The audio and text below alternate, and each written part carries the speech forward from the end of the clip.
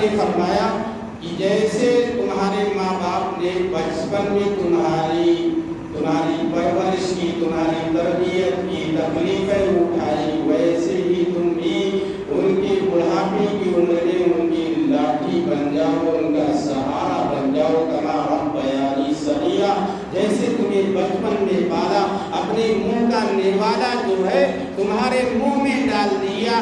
ماں جو ہے گیلے بستر پر سو گئی، ماں نے 9 مہینے تکلیف برداشت کیا۔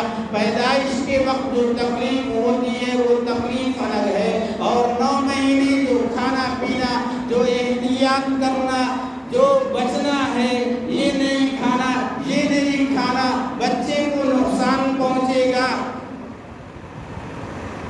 ساری زندگی تم ماں باپ کی خدمت کرو گے، لیکن اس نعمت کا بدلہ تم نہیں چکا سکتے۔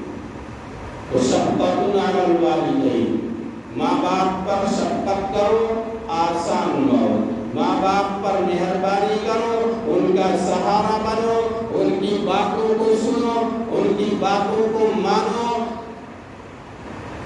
اور ان کی باتوں پر عمل کرو، تو اللہ تعالیٰ آسان موت عطا فرمائے گا اور جنت میں داخل کرے گا۔ اور تیسری بات، اللہ کے رسول صلی اللہ علیہ وسلم نے ارشاد فرمایا وَإِحْسَانٌ عَلَى الْمَمْلُوكِ،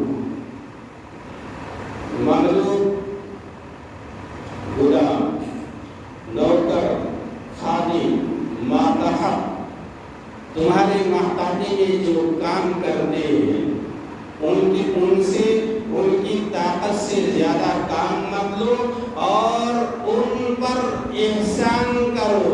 100 روپیہ کا کام کر رہے ہیں تو 100 روپیہ دیا تو آپ نے کوئی احسان نہیں کیا، اس نے محنت کی، آپ نے 100 روپیہ دیا، جو اس کا کام ہے اس نے کیا، تو یہ کوئی احسان نہیں ہے۔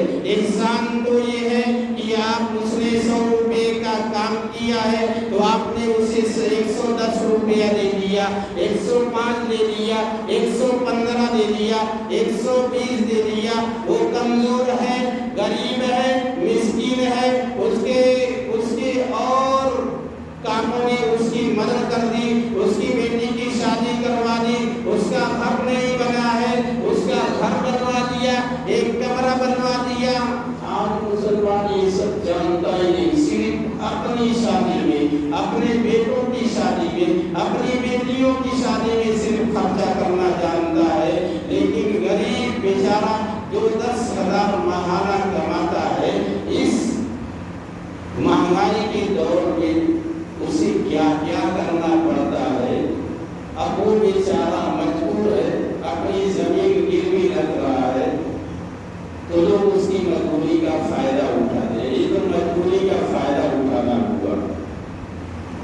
ارے بھائی اس کو دے دو پیسے، چلو زمین لے لو، ویسے بھی آپ کسی پر کسی کا کوئی بھروسہ نہیں، لکھوا دو، لیکن اس پر اپنا قبضہ مت چلاؤ جب تک وہ نہیں دے۔ آپ اگر کسی نے گروی زمین رکھی ہے، آپ سے پیسہ لیا ہے، آپ اگر اس میں کھیتی کر رہے ہیں اور اس سے فائدہ